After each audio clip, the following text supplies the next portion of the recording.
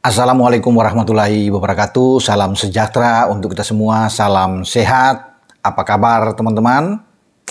Salam buat keluarga Anda. Ya, baik-baik saja. Ya, tetap semangat. Dengan saya, Bung Ropan.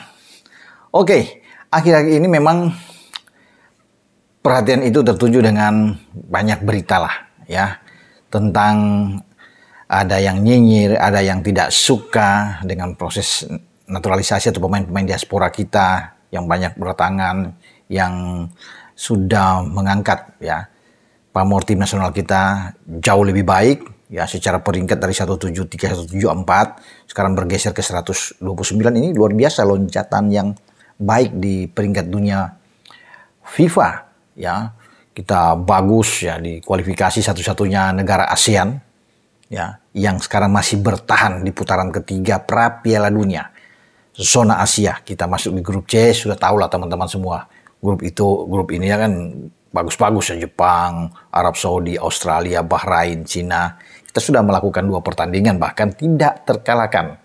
2 kali imbang melawan 2 tim kuat langganan Piala Dunia seperti Arab Saudi. Di Arab Saudi pula kita bisa mendapatkan 1-1 ya, dan juga menahan Australia yang mengalahkan kita dengan 4 gol tanpa balas di babak 16 besar Piala Asia di Qatar Januari yang lalu, dan kita sukses meraih 2 poin itu yang membuat Graham Arnold, pelatih dari Australia, akhirnya harus angkat kaki dengan hasil minor ketika mereka sudah mencanangkan dapat 3 poin melawan Indonesia di GBK, dan mereka tidak melakukan itu dengan baik walaupun penguasaan bola mereka tinggi, tapi hasilnya cuma 1 poin. Kekecewaan luar biasa tentunya dari penggemar di Australia sana dan pihak federasi yang membuat akhirnya Graham Arnold keluar, mundur dari tim nasional Australia karena hasil yang buruk. Mereka juga kalah dengan 0-1 di luar dugaan di kandang sendiri. Ya, kehilangan 3 poin saat menjamu Bahrain. Dan memang kalau bicara dengan pemain-pemain kita top, banyak yang memuji ya bagaimana apa yang dilakukan oleh PSSI dalam hari ini Pak Erick Thohir untuk bisa memajukan sepak bola kita ya. Tapi ada saja ya orang-orang yang memang tidak suka.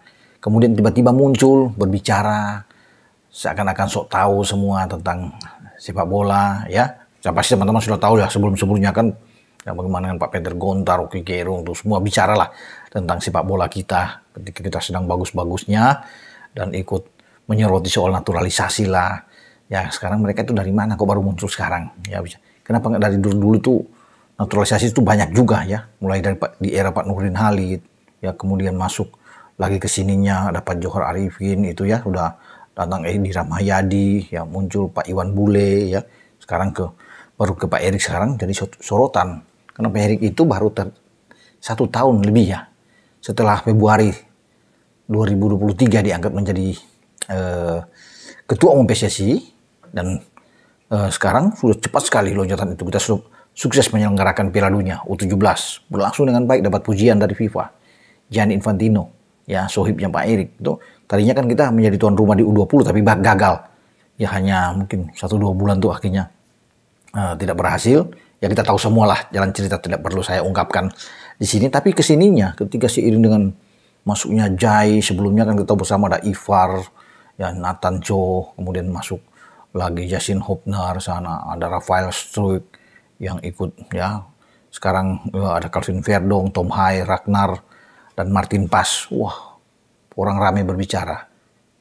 Ya, belakangan ini juga muncul segala macam bicara akamsi itu apa, anak kampung sendiri dan macam-macam lah.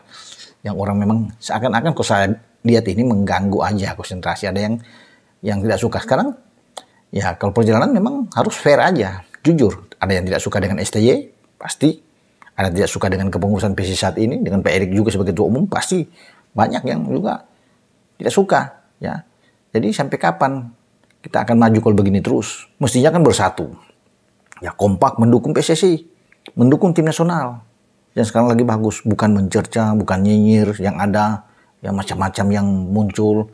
Ya kita dukung aja dulu berproses ke depan, ya karena masyarakat ingin lihat tentunya tim kita yang sedang bagus ini untuk bisa berprestasi tinggi. Sekarang kita sudah jadi pusat perhatian, ya orang sudah mulai berhitung dengan keberhasilan kita menahan Arab, kemudian bisa menahan imbang Australia. Ya sekarang apalagi kalau kita bisa menang melawan Bahrain nanti dan melawan Cina, tentunya kan ini kan lebih bagus peluang kita untuk lolos ke Piala Dunia 2026 di Amerika, Meksiko, dan Kanada itu terbuka sekali kalau kita bisa mendapatkan hasil yang bagus, yang positif nantinya. Nah, dalam rangka menuju ke sana untuk menghasilkan sesuatu yang baik, nah, PSSI melakukan dalam hari ini ketua umum itu untuk bisa mendatangkan pemain-pemain grade A.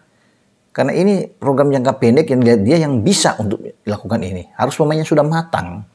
Ya, makanya kita sedang mengurusi Mes Hilger saat ini dan juga dengan Eliano Reinders. Tujuannya adalah untuk bisa memperkuat ya, di tim nasional kita. Ya.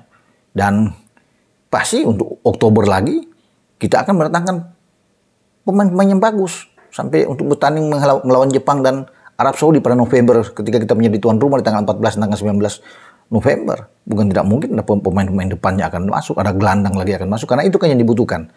Yang bisa memperkuat di lini serang kita. Karena di belakang kita sudah oke.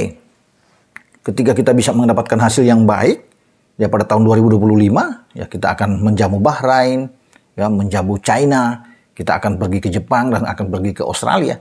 Nah, akan ada penambahan pemain yang baik, siapa tahu sudah bergabung Jairo sudah ada, Pascal Struijk sudah masuk ya, Silstra sudah ikut bersama-sama, Kevin Dix siapa tahu ya untuk ke depan yang ada juga muncul Emiliano Jonathans yang akan mau untuk bisa dinaturalisasi. Semua pemain sudah melirik sekarang Indonesia. Wah, ini pas ini untuk bermain di Piala Dunia mau.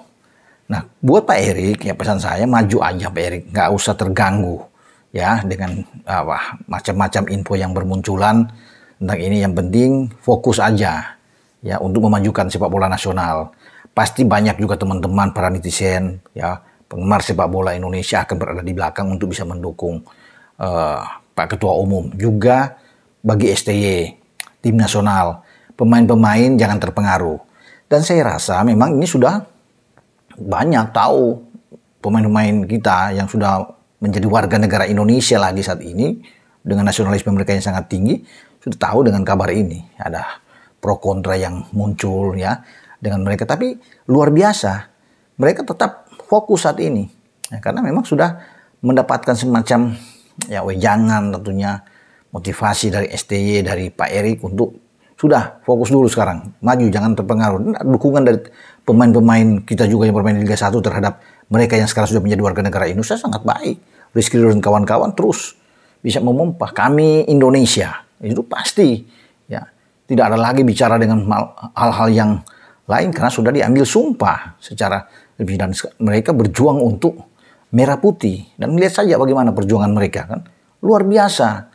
Mereka tidak datang untuk bermain ya biasa-biasa aja, tapi mereka berjuang lapangan, berjibaku di lapangan ya untuk mempertahankan jangan sampai tim nasional kita kalah.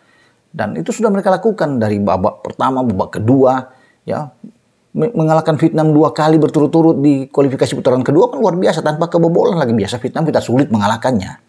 Tapi sekarang kita bisa menang 1-0 di Jakarta, di Hanoi menang 3-0. Bahkan sebelumnya juga kita menang di Piala Asia melawan Vietnam. Jadi Vietnam tahun ini nggak pernah membobolkan gawang kita.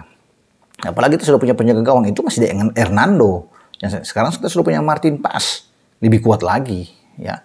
Sehingga saya pikir oke lah buat tim ini kita harus dukung penuh ya teman-teman, harus kita bersatu mendukung tim nasional ini. Jangan diganggu konsentrasi mereka untuk menatap pertandingan. Saya pikir ini ada yang ganggu-ganggu ya, biasalah mungkin ada yang tidak suka. Itu yang saya bilang tadi kan di awal. Karena kalau bicara ada pemain naturalisasi sudah lama di zamannya Pak Nurdin Halid itu ada pemain kalau saya lihat di sini catat ada Christian Gonzalez dan kawan-kawan, Kim Kurniawan ya. Kemudian masuk di Pak Johar Arifin juga itu banyak, ada Greg Nokolo, Johnny Van Breukelen, ada Sergio Van Dijk, ada Victor Ibognevo ya, Bio Paulin, Diego Michels itu dari dulu sudah ada ya, Rafael Maitimo, termasuk Stefano Lillipali yang ada, Ruben Werner Baran dan Toni Kusel. Semua itu ada. Kenapa dari dulu nggak diributkan mereka? Karena mereka juga tidak punya darah Indonesia. Sekarang yang ada itu catatannya yang paling penting harus punya darah Indonesia untuk bisa menjadi pemain tim nasional. Kalau bukan nggak diambil.